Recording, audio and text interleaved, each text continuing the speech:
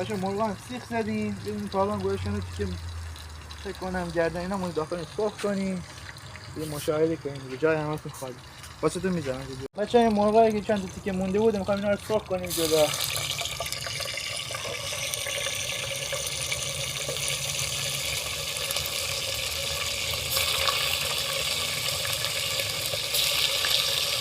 خدای خونه ویلای یه چیز دیگه.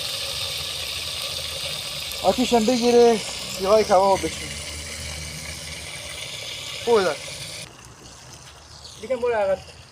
دوربین کج بگی وقتی دود نمیده داخل.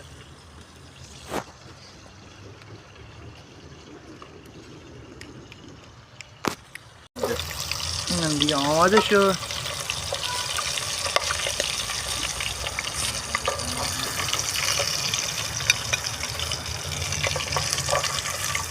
اصل کاری حالا موندی.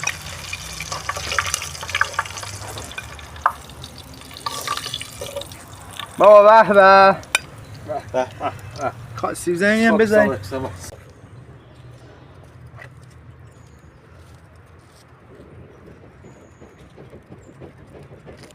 جا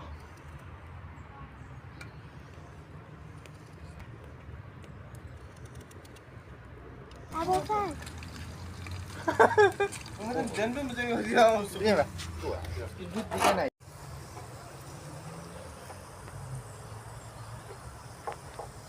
این تمام شد؟ چی سیب زمینی با هم بزنید. یه سرخ شد دیگه کاری میکنه تلایش هش میشه. بابا به داداش جا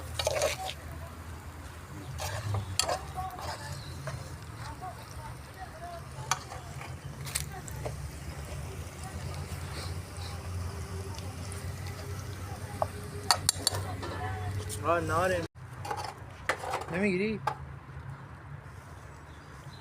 خیلی خوشمزه شد خدایی.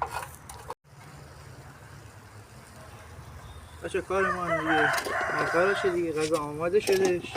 اگر از این ویدیو خوشتون اومد لایک کامنت سابسکرایب فراموش نشه. کانال ما رو حمایت کنید. جای همتون خالی. تا ویدیو بعدی خدا نگهدار. پایان کار تا ویدیو بعدی فعلا.